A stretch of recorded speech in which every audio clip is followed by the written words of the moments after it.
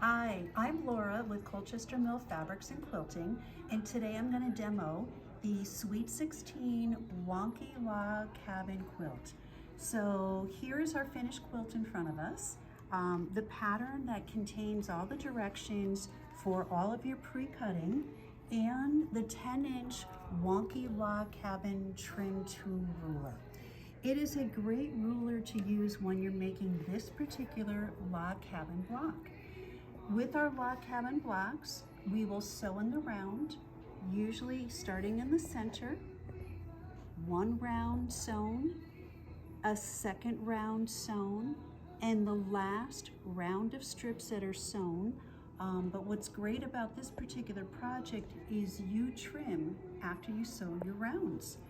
The entire quilt was made from a jelly roll. So it's a great jelly roll friendly project using 2.5-inch strips. And I have some different pieces here sewn that I can show you how it all comes together.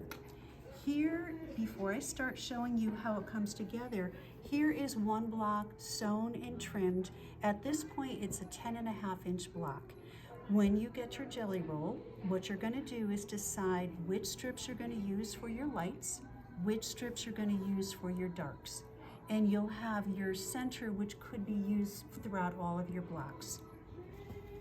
To sew round one, using a design board, which is a really awesome tool to use for laying out your blocks, you're going to start with your center square, your first light, your second light, and your next two darks. And you're going to sew these together so you'll have a square that looks like this. Take these away. So here's our square, kind of traditional for a log cabin, lights on one side, darks on the other. But what's the next thing that you're going to do is take your ruler and you're going to trim this so it has a twist. This particular 10-inch Wonky Log Cabin ruler has a series of squares which are used for placement when you go to trim. As with all Creative Grid rulers, they come with a QR code which you can scan and then follow the prompts or the links to videos and more information on how to use the ruler. After you have your round one sewn, you're going to look for your round one square, center it on your center square, and trim your two edges so you can see the twist coming into place. It's pretty cool. Turn your block, turn your ruler, still on round one, take that square for trimming your darks, and trim again. So when you are done trimming that round, it is going to look like this. Still a square. I'm going to turn it so I have my lights up in the corner right here.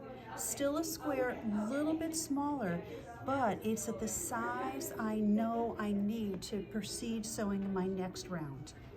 So to sew my next round, I'm going to take my lights and my darks, and I'm going to just arrange and sew them in the same order. Don't worry about trying to match prints together.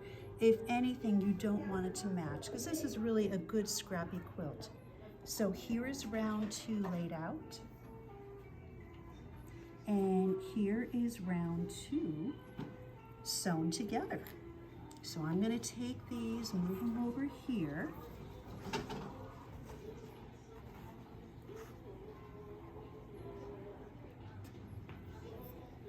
Round two is sewn, and now it's ready for trimming. So you can see the twist in here, but not on the outside yet. Taking my same ruler, looking for round two, I'm going to center that. Center it and then trim. So again, I'm introducing that wonkiness, that twist into my block. Rotate it, rotate the ruler, round two square for my darks, trim the remaining two sides, and when that is trimmed, it will look like this. So still again a square, but it's going to give you that wonky look. We have one more round to sew. We're going to sew lights and darks for our last round around the block. And when that is sewn, it is going to look like this and ready to be trimmed. So the last round, when you go to trim it, you're going to place it with your center square right on your center square of your block, and you're going to trim around all four sides. If you have a revolving mat, you can trim, turn, trim, and continue turning. So when your block is trimmed, it will look like this. So at this point, it's a 10.5-inch square block. Sewn together, the blocks will be 10 inches. But it's a great way to use up your jelly rolls. With one jelly roll, you will make a quilt, the Sweet 16, which is 50 inches square. You will have some more strips left over.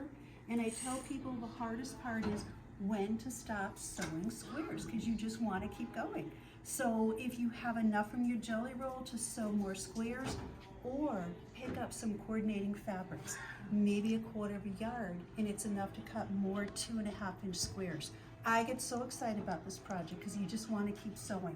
But you can make this larger. It really lends itself to different sizes. Larger, smaller.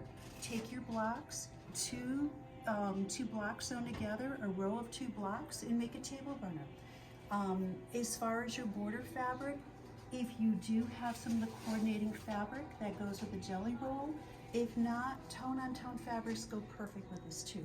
It really is a scrappy quilt. There is no one focus fabric in it too.